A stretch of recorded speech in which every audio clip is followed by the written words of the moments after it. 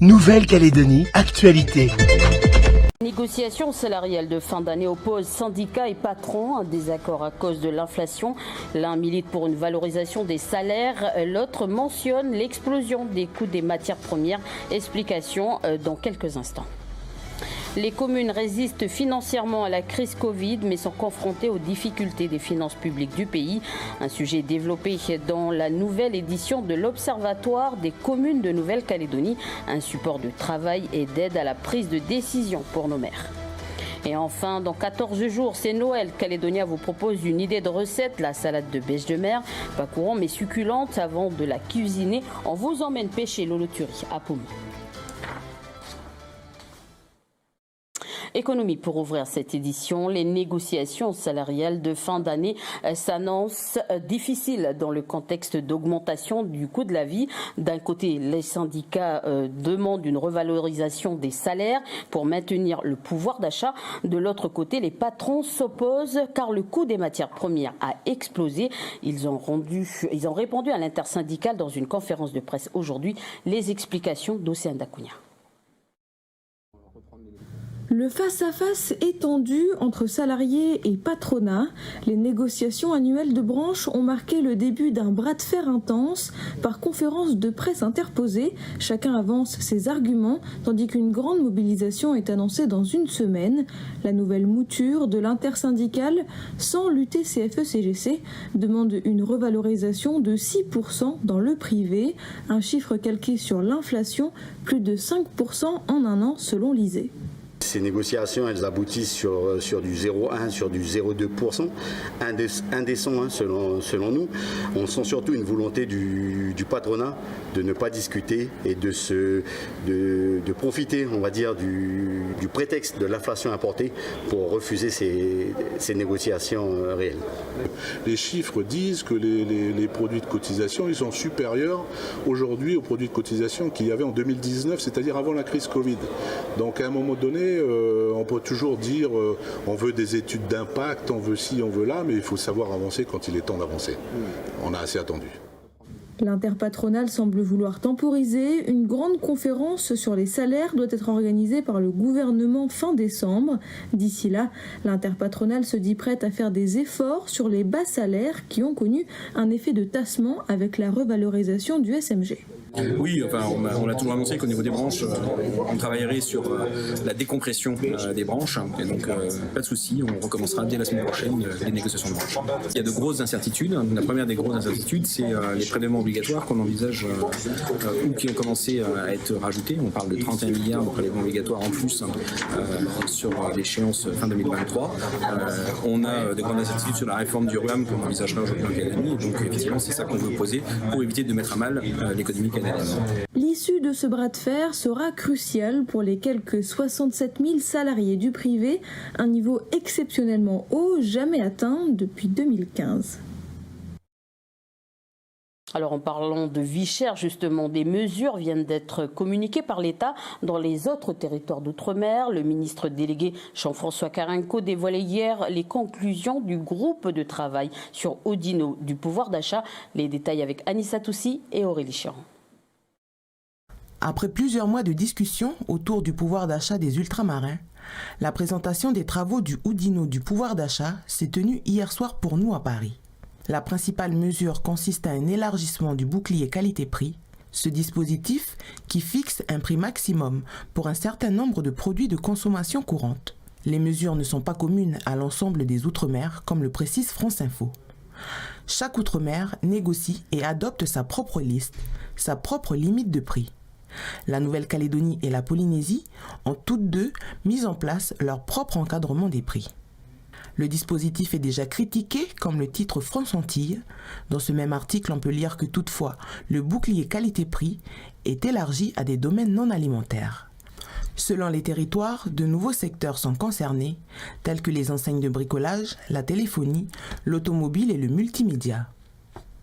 Alors si ces annonces ne s'appliquent pas en Nouvelle-Calédonie, elles pourraient montrer des pistes de travail. Par exemple, l'enseigne Système U s'est engagée à fournir au territoire ultramarin des produits au même prix qu'en métropole. Le transporteur CMA-CGM s'est engagé à effectuer une remise de 90 000 francs sur les conteneurs de 40 pieds à destination des Outre-mer.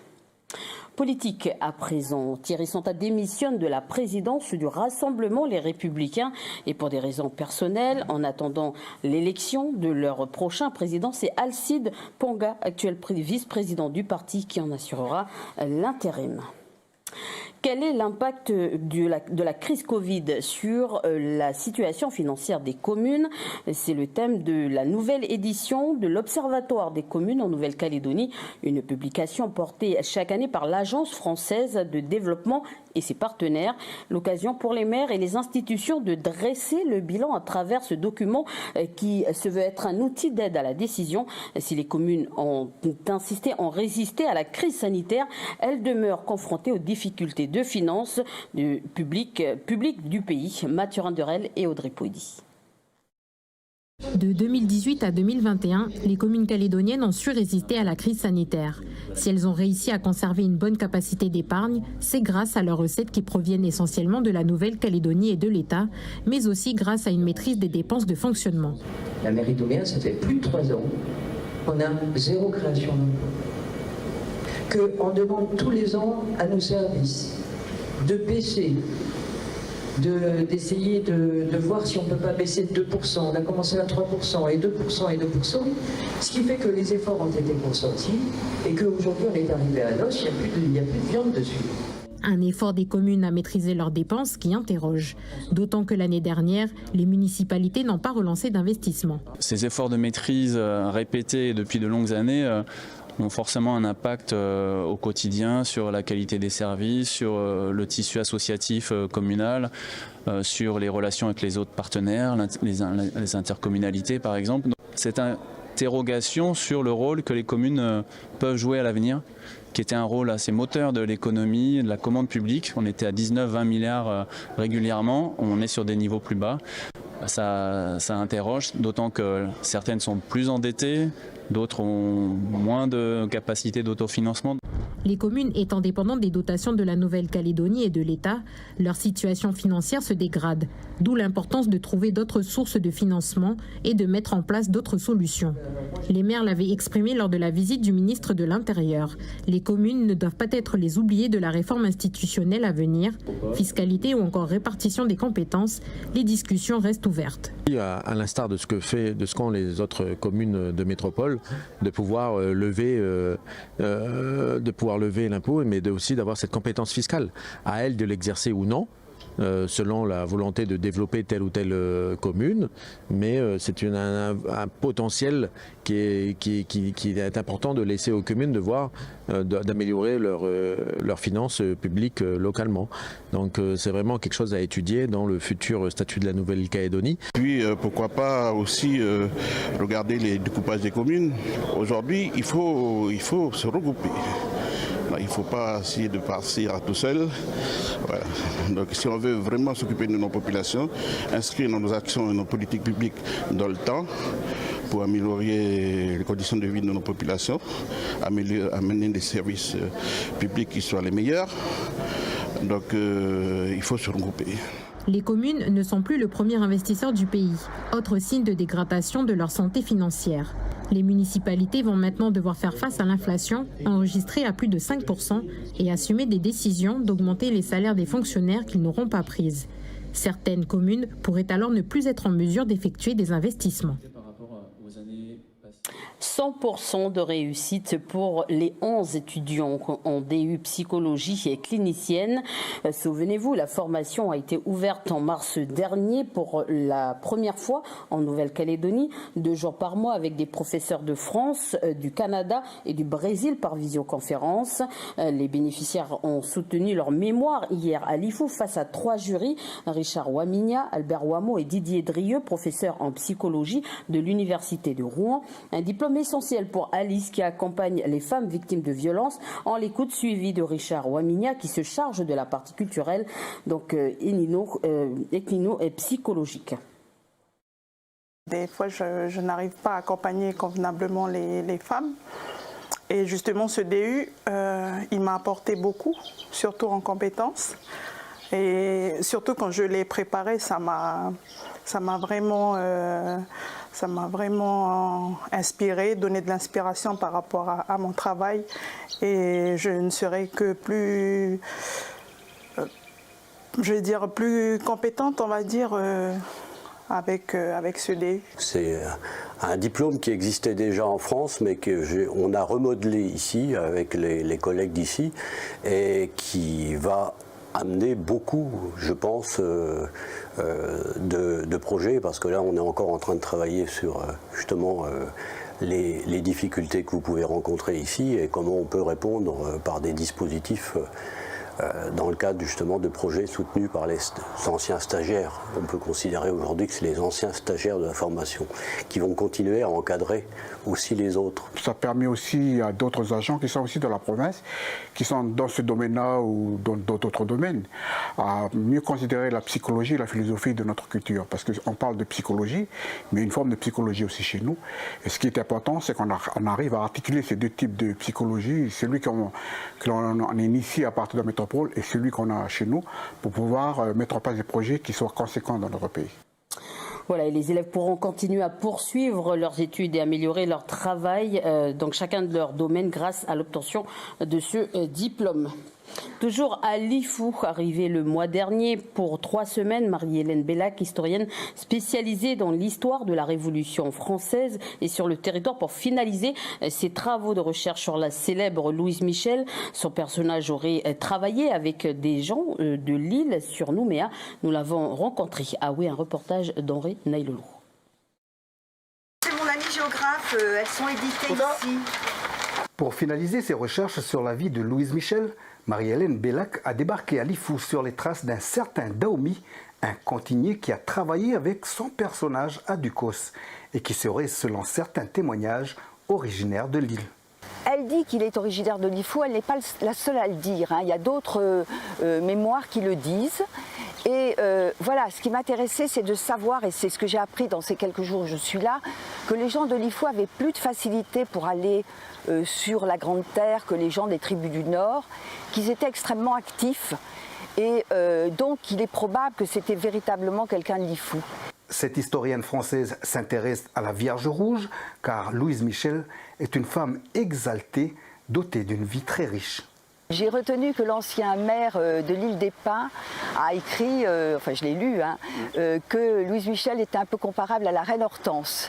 Voilà, que c'était une femme comme ça de poigne, qui avait des idées fortes, même si elle n'a pas eu d'action directe, enfin elle a quand même sublimé cette Nouvelle-Calédonie. En France en tout cas, elle a fait connaître la Nouvelle-Calédonie. Sa venue sur le Caillou est un complément à ses recherches, mais surtout pour mieux comprendre dans quel milieu son personnage a évolué. C'est vrai que ce séjour en Nouvelle-Calédonie m'aura énormément enrichi et me permettra de confronter ces lettres, les archives, tous les enseignements écrits, je dirais, de l'histoire traditionnelle avec un pays, et donc de ne pas écrire de la même manière. Vous voyez, même si je ne fais pas passer tout ce que j'ai retenu, il y en a quand même qui passent dans l'écriture, et ça je crois que c'est très important pour rendre une biographie vivante. Dès son retour à Paris, avant Noël, Marie-Hélène Bellac bouclera la biographie de Louise Michel qui paraîtra en 2024 aux éditions Perrin. Une idée de recette pour Noël, un mets rare et convoité au goût insoupçonné. On vous parle de l'oloturie, autrement dit la bêche de mer. Si elle est pêchée et connue pour les marchés asiatiques, elle reste donc méconnue au pays. Et pourtant, Jean Brodissou nous a concocté une recette bien à lui. Mais avant de pouvoir déguster, il faut la pêcher. À vos masques, préparez-vous, papy.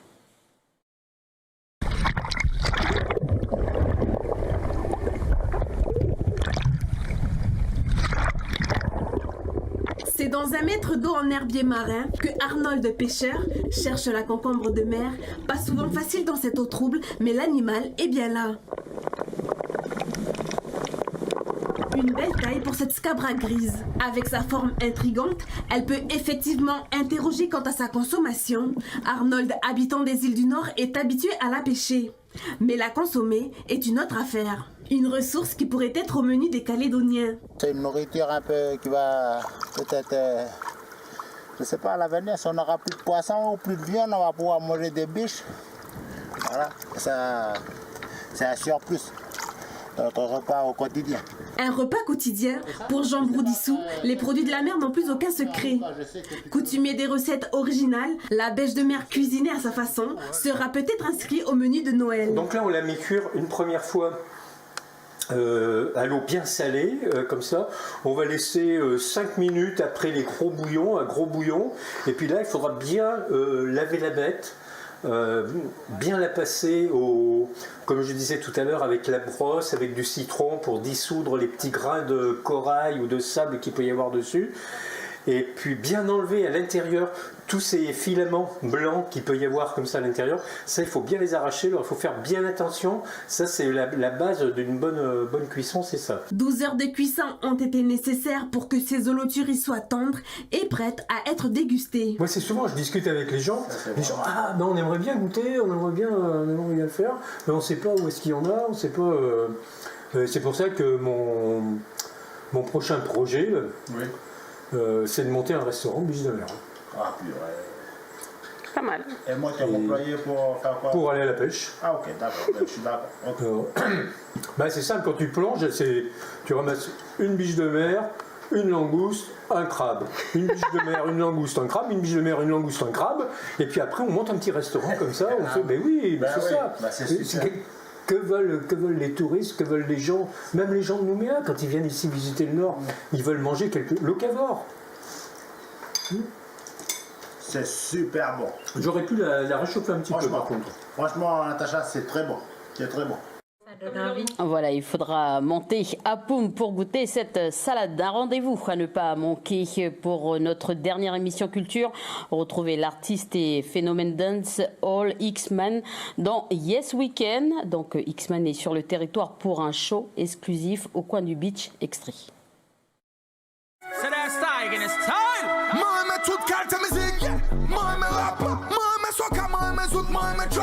Depuis qu'il a entamé sa carrière de chanteur dans le milieu du dancehall, X-Man, originaire de la Martinique, n'arrête plus d'enchaîner les hits.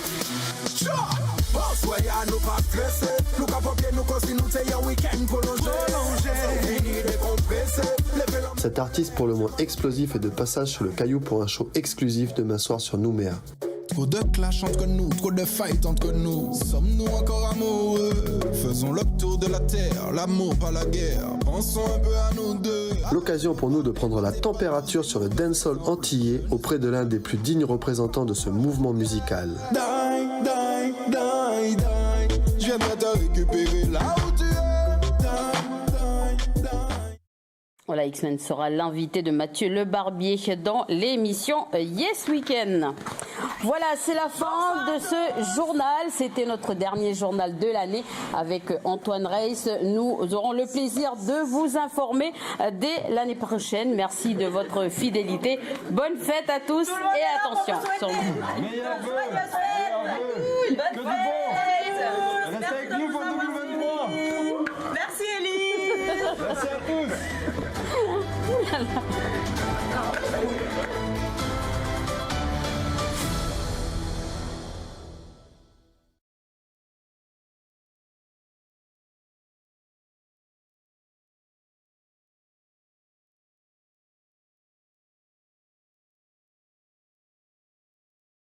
Outremernews.fr, le site de l'actualité Outre-mer, 24 heures sur 24 et 7 jours sur 7. Retrouvez la chaîne Outremer News sur YouTube.